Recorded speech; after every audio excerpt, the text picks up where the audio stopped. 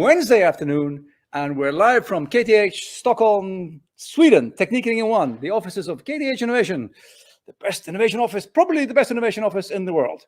My name is Donny, and every Wednesday I go live here with my Innovation FIka, as you all know, live here on LinkedIn, YouTube, Facebook, Twitch, Twitter, and other channels, 2:30 p.m., a 30-minute coffee break chat with a cool person, cool technology, cool ideas, a nice combination of cool stuff. Just a 30-minute coffee break, so get the coffee out, warm the cinnamon buns up before, and let's get cracking. You can also follow me on LinkedIn. I post almost daily here on LinkedIn on innovation and startups and entrepreneurship and innovation and inspiration. So check that out. Follow me on LinkedIn. All of my written content is saved on Medium, on my Medium page, Donny S. Ligonis. So you can find all of my posts there for easy reference and easy search there as well.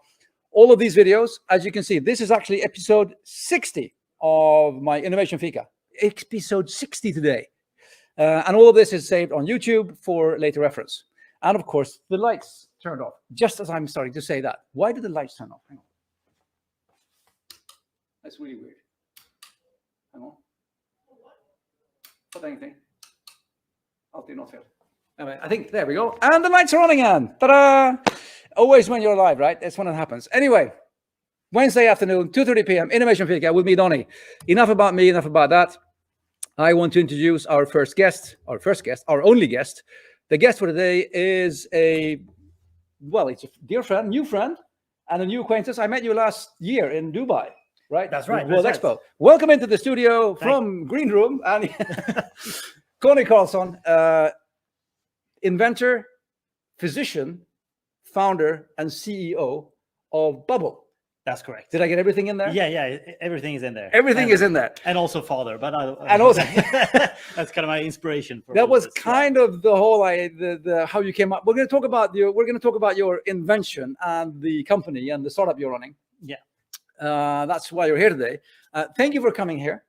And let's start with that then, because I always ask everyone, who are you and what do you do? So, Mr. Karlsson, who are you and what do you do?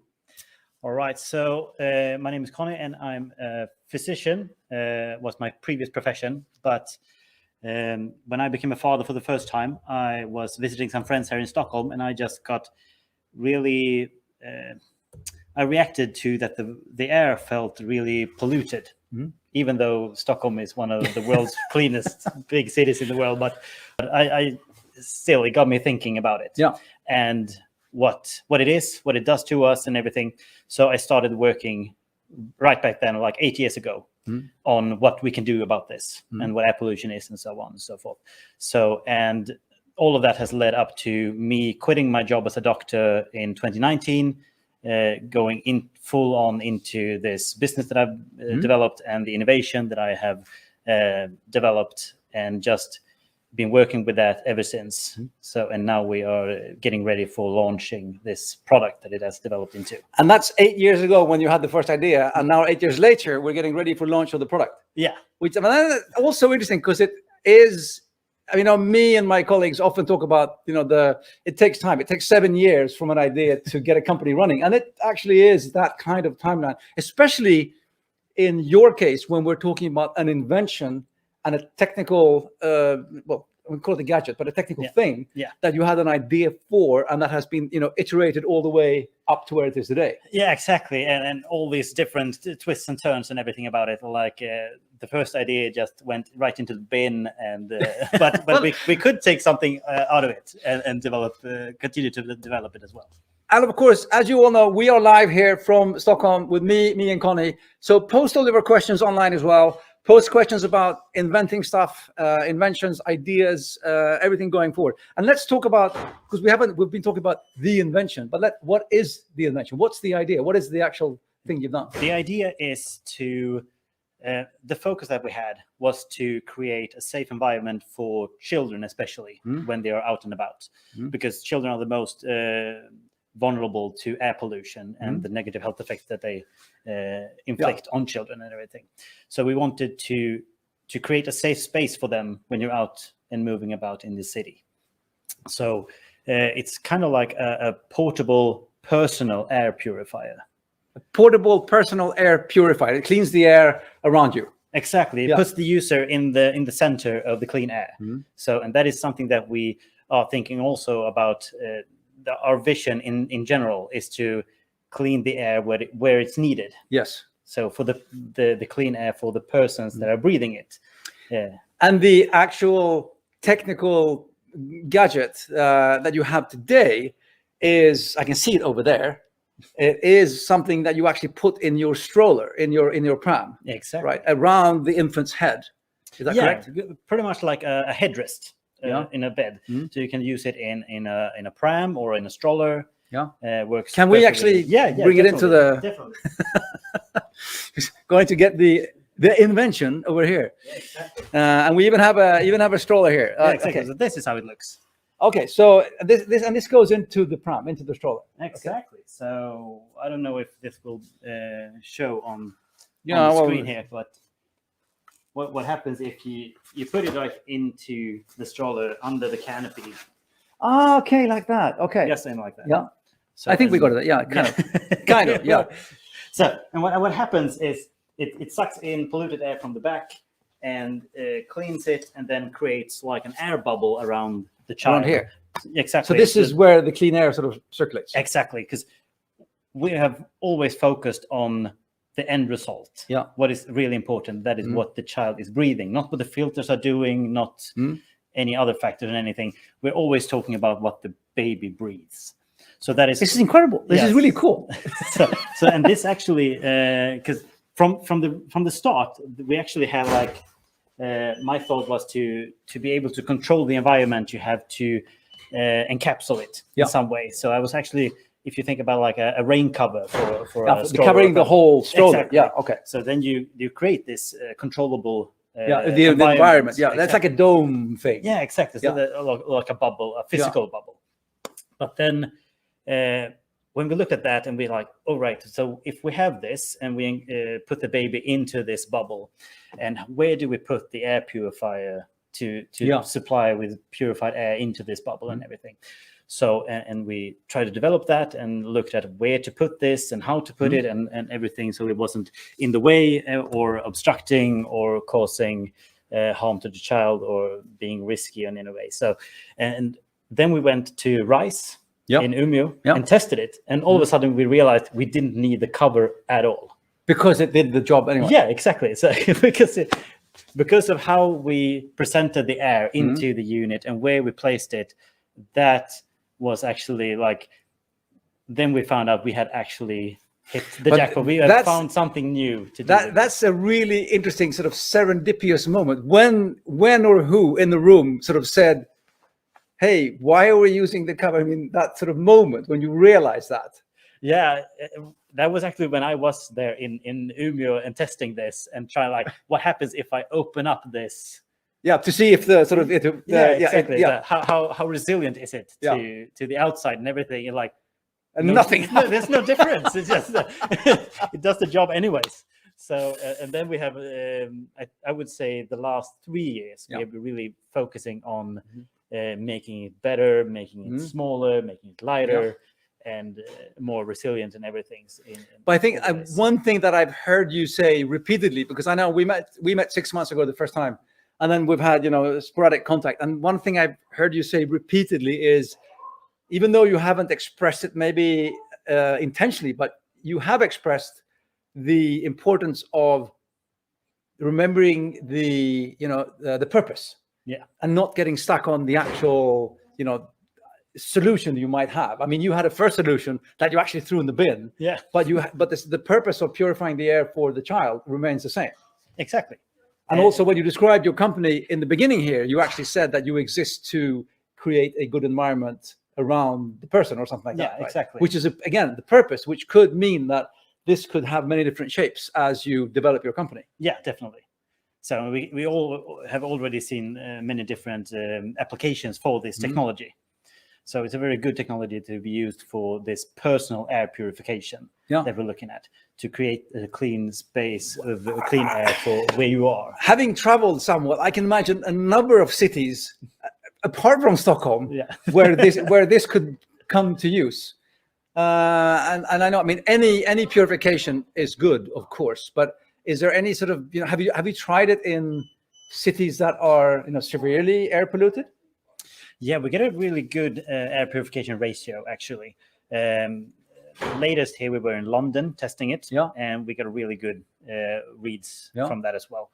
And we also want to do more, not just create this personal space, because we have equipped these as well, the baby bubble and everything, with sensors to measure air quality where you are.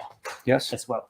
So you can see how the child or you as a person, how the air quality is where you are, but also to be able to provide like a crowdsourced data collection of air purification data. So I can see, I mean, when every stroller has something of this built in, we can see like a map of how the air is in any part of the city as well? Or? Exactly, because if you look at it today, there are like these very sparsely situated measuring stations. I think there are like 20,000 in the whole world. I think Stockholm has 10 of these measuring stations. Will actually measure the air quality? Yeah, exactly. And some of them are on rooftops. Some of them are just next to the freeway and on some streets in Stockholm as well. And one is in Södertälje. So they are very sparsely situated. So all the information or data that we have are computer... what do you say? Computer models of how air quality looks where you are. So, but we haven't measured it. So, and when they go out and measure it, like VTI, for example, and they measure it and they see they have these hotspots, and we don't know why they exist. And the hotspots don't show up when you have a very sort of just a few. No, you don't. So you don't know how the air is moving and how all of the weather factors as well account for differences. But this is like a Waze for exactly. when the traffic information everybody reports in, everybody's phones will report in what it looks like. Exactly, like crowdsourced. So so that is our idea as well, to be able to paint a more detailed picture about air pollution and using. The thing is, the interesting thing is, I mean, I've seen a lot of cases that are, you've seen sort of portable air quality measuring units that people can carry around, but this makes so much more sense because you are sort of carrying it around like anyway to purify the air for your baby, and it's just it would be a natural thing to connect them all, and it would all exactly. And we hope to be able to work with all kinds of portable measuring stations and everything, because that will also help us create a more detailed picture and hopefully give a lot more back to the community builders and everything to be able to create a more detailed picture and how to address the problem of air pollution. We're getting the first questions in as well here from Renee Brackus. Does it make any sound while working? Because white noise sounds are really good to put infants to sleep faster. It actually does. It's very, very good for children. They really enjoy this. And we are very quiet as well. We have been focusing on, just as the other thing, that we are measuring the noise level at the baby's heads. So standardized noise models and everything, testing, you do it at 1 meter distance. But this is really... So, and this is like 42 decibels is the noise level. And I think the tires against the pavement makes more noise than that. Okay. And it is like a very soothing white noise, and it actually cancels out some of the frequencies. It's like an airplane when you have the hum sort of thing. A small hum, but it's still, if you're outside in a city, you won't hear it. No. Even though you're very, very close to it. One question I know that we've had before this as well is that, okay, you're a physician and you're a dad, you're not walking your stroller, and then you go sort of, there should be an air purifier for my baby in my stroller, which is an idea that one can have. Then the question arises, how do you go from there to having this? I mean, how do you actually, because that's usually the big thing for people is that I have this idea, but I don't have a makerspace in the basement. I'm not a mechanical engineer. I don't know what to do. How did you start? How did you get going? I think the very important thing is that you don't have to think that you have to do everything on your own. There is help to get. and I looked up and contacted all of these different help organizations that are available in Sweden, like incubators or Nyföretagarcentrum or Almi and everything. So just to get their feedback as well, because it's very important the whole journey to be open to feedback, to suggestions, to thoughts, to everything from everyone around you as well, and also to complement the team, because it's a team effort. You don't have to do everything yourself. You should do what you are best suited for, and then take some help as well. There are companies that you can, if you have an idea and you have like a solution for it and everything, but you want to make it into a product, there are product development companies that can help you to do that, to bring forward a CAD model or a prototype or anything to test it so that it works. So step one, if you have a great idea, step one, move to Sweden. Move to Sweden and talk to people. And start speaking. I mean, because I will agree with you. We have an incredible infrastructure in Sweden. I mean, I work at the university and support the students and researchers here. They don't even know the extent of the support they can get here. I know that you are from another university as well, but you were working as a physician when it happened, and the lights are going off again. We need to fix the lights here. That's a new business idea. I'm going to put lights on again. But I think that good that someone thought about it. I think that was the button I pressed before. I don't know. Let's see again. This is interesting. It's just that usually doesn't happen. Now it comes. Yeah, I don't know. Sorry about that, boys and girls. Anyway, move to Sweden. But then, okay, so then you went to all of these support organizations. They help you with the first feedback. Did they help you also find a company to do the prototype, or did you find it yourself? I actually found one myself. That could help me to do that. And it's just, I think that was pretty much like luck to get in contact with a really good one. Well, because it's not very easy to navigate in these, which kind of companies there are. So I think there is some room for improvement in the innovation system to connect entrepreneurs and innovators to these kind of companies and everything to help. And all of them are good at different things as well. So, and I think that is something that we could really help. I think so too. Well. I mean, there is I will second that, because even though the support system is incredible, not everybody knows about all of the parts of it and can access all of the parts of it. So that's something we can work on. Exactly. And that is something that I encounter every day, pretty much. So some of my former colleagues, for example, or friends, they might have an idea, but they come to me and ask, how do I do? Of course. Where do I go? You're the expert. Yeah, but still, you have all these different organizations that have this, but it's very like, in some cases it's very hard to get into that one. I know. I mean, I can. Okay, if we're gonna a short comment on that as well, sometimes I feel that the system is a bit too reactive, and it's sort of waiting for people to contact them. And I see there's like it's like disconnect between the need from what people need help with and the people that they offer the help. And there's not always close the gap there. No, and exactly. Many of the people or persons, innovators that are out there, they probably have another job. So they are not exposed to the innovation system just by chance. Yeah, exactly. So they probably have to look into it or seek it up. Yeah. So it's very important to be able to be shown in different workplaces and everything. So which markets are you're targeting? Are you targeting intentionally markets that are polluted cities, or are you targeting markets that what's your market sort of go-to-market idea here? Your strategy? The strategy for us is bigger cities in Europe that are suffering from air pollution primarily. I think we will be in Stockholm as well, but I think we will primarily target bigger cities that are also more well aware of the problem of air pollution. So because in Sweden, for example, even though Stockholm exceeds the air pollution threshold 144 days every year, not very many people are aware of it. And what if there is something we can do about it? But in other cities like London, for example, they talk about air pollution all the time. They do. know there It's is an a awareness problem. in Exactly. The, There's a general awareness. They know about the problem. Yeah. So then we just introduce a solution for it. Yes. Which makes it easier. But I don't think people in Stockholm actually know that 144 days, that's almost 6 months of almost half of the Exactly. year. There's a winter half. And it's the winter half, which is the worst? Yeah. Okay.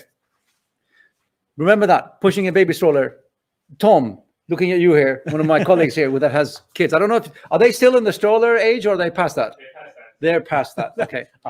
When your grandkids get baby strollers, Tom, make sure to, no, but it's interesting because that is also one of the things when we talk about innovation, not invention, but innovation, it's not only about coming up with the idea and developing something, it's actually getting other people, as in the customers, to buy it. The adoption threshold. Yeah, exactly. And without the awareness of the problem, it's really hard because then you always have to talk about the problem. Exactly. If you're going to sell this in somewhere with no air pollution, people go, what do you mean? What's air pollution? I didn't even, I don't even, and then you have to start there. Exactly. You have to educate them first, and that will just take very much resource and everything to do that first. Exactly. But if you are actually targeting a market where there is already a general awareness about a problem and the perception of the problem is there and big enough, then when you present something like this, they'll go, this is perfect. This is exactly what we'd be looking for. Exactly, and that is pretty much the feeling that we have gotten in different cities in Europe.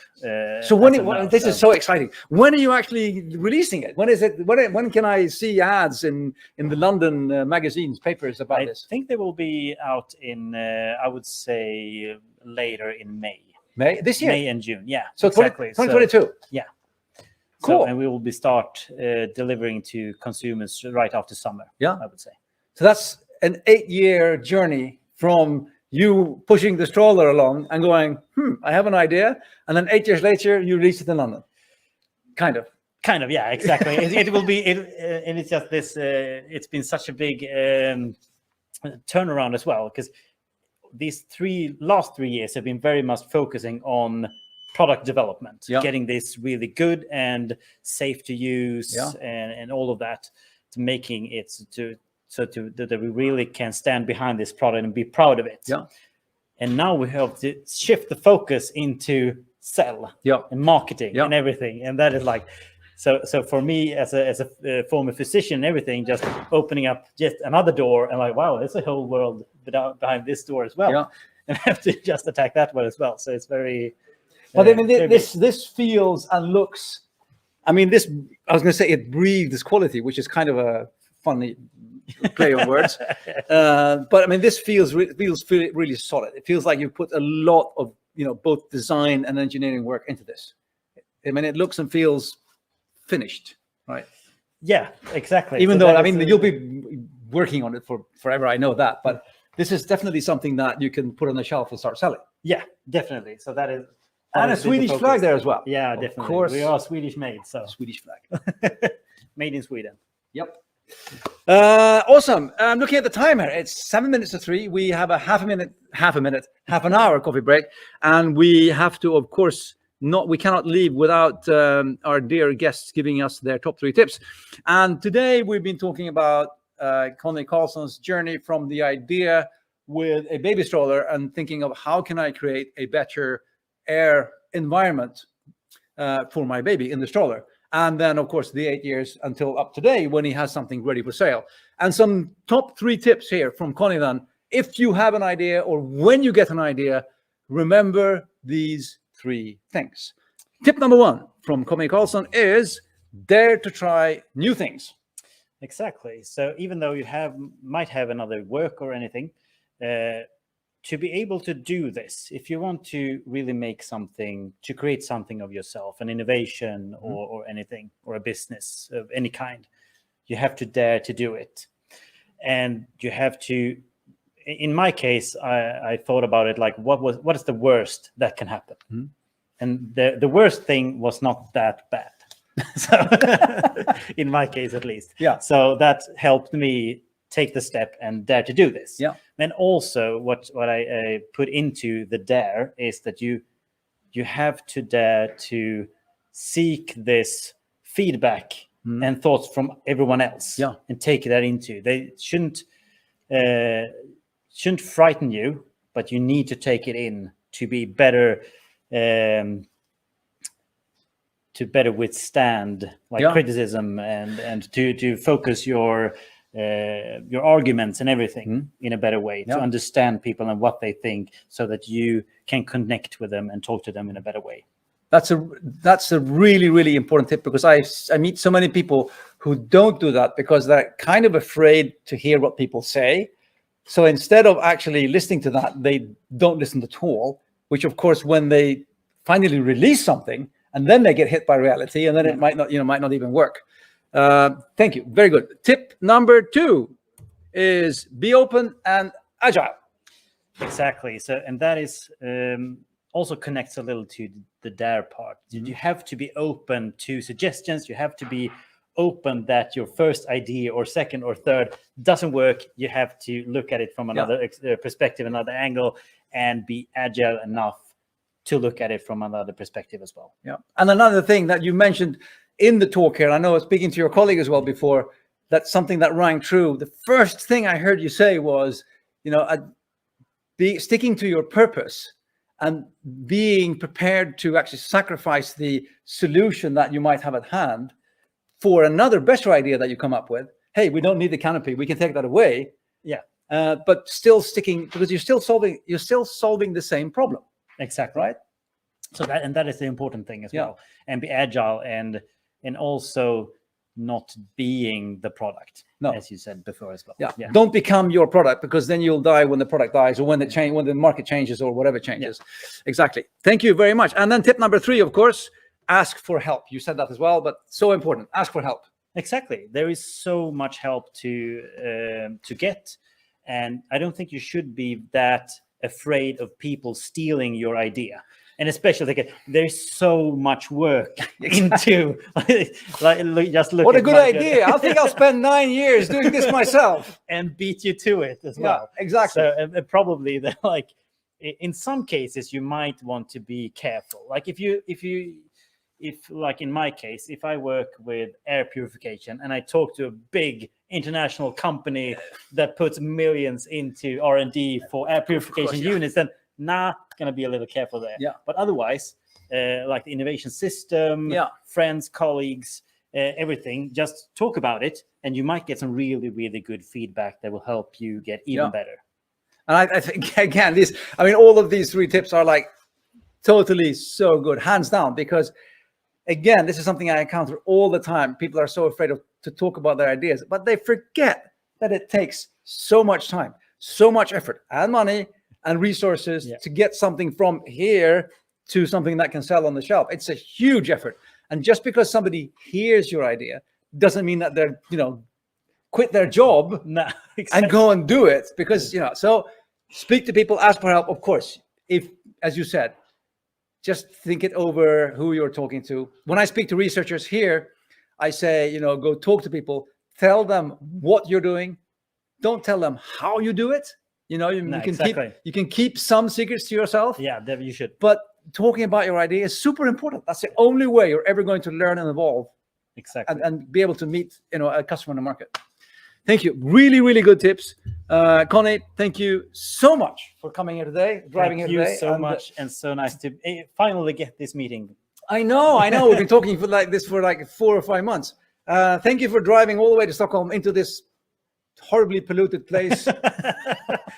No, it's getting better. It's getting better. No, but it's actually interesting to hear as well that we don't have the awareness in the same way, and I think that it's something that we need to get as well, because the way the world is going, we also need to understand the importance of air pollution and climate and the climate change and everything like that. The same thing with water. I had another talk with a company that does water purification. And we've been spoiled for all of these years that we think water is free and it's always clean.